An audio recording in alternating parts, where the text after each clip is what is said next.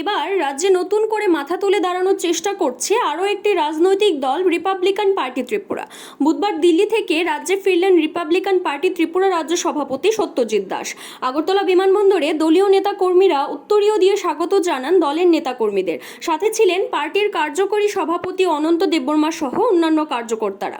সাংবাদিকদের কাছে প্রতিক্রিয়া ব্যক্ত করতে গিয়ে রাজ্য সভাপতি বলেন, রাজ্যের উন্নয়ন সহ বেশ কয়েকটি দাবি নিয়ে কেন্দ্রীয় সরকারের বিভিন্ন দপ্তরের আধিকারিক সাথে কথা বলেন। আগামী দিনে কেন্দ্রীয় সরকারের স্বরাষ্ট্রমন্ত্রী অমিত শাহের সাথেও কথা বলবেন মানুষের বিভিন্ন দাবি নিয়ে। আমাদের আগরতলা প্রেস ক্লাবে আমাদের সেমিনার হয়েছিল, সেখানে আমাদের সিদ্ধান্ত হয়েছিল যে আমাদের এখানে যে সমস্ত দাবিগুলি পূরণ হয়নি বা যে সমস্ত দাবিগুলি নিয়ে এখনও কোনো হেলদোল হয়নি সেগুলি নিয়ে যেন আমরা মাননীয় কেন্দ্রীয় স্বরাষ্ট্রমন্ত্রী যিনি আছেন অমিত শাহজির কাছে রাখতে পারি।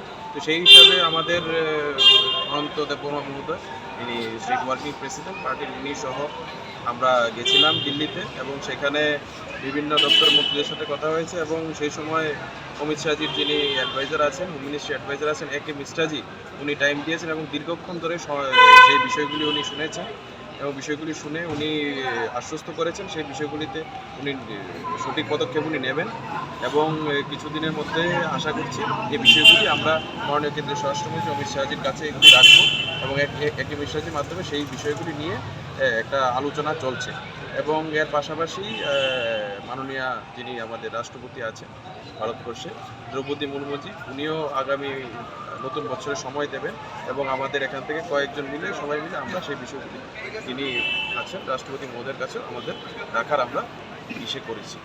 সব মিলিয়ে আপনাদের মাধ্যমে আমরা জানাতে চাই আমাদের যারা পার্টি সমর্থক কর্মী আছে সবাইকে যেন ওনারা আরও যদি কিছু থাকে দাবি দেওয়ার বিষয় সেই বিষয়গুলি নিয়ে অতিসত্বর আমরা বলবো সেখানে যেন রাখেন। যেগুলি এখনও পূরণ করার সময় নেই সেগুলি নিশ্চয়ই পূরণ করতে আমরা সচেষ্ট হব এবং গুরুত্বপূর্ণ ভূমিকা আমরা পার্টির তরফে নেব এবং সরকার আশা করবো সেই বিষয়ে কিছু পদক্ষেপ ওরা গ্রহণ করবে।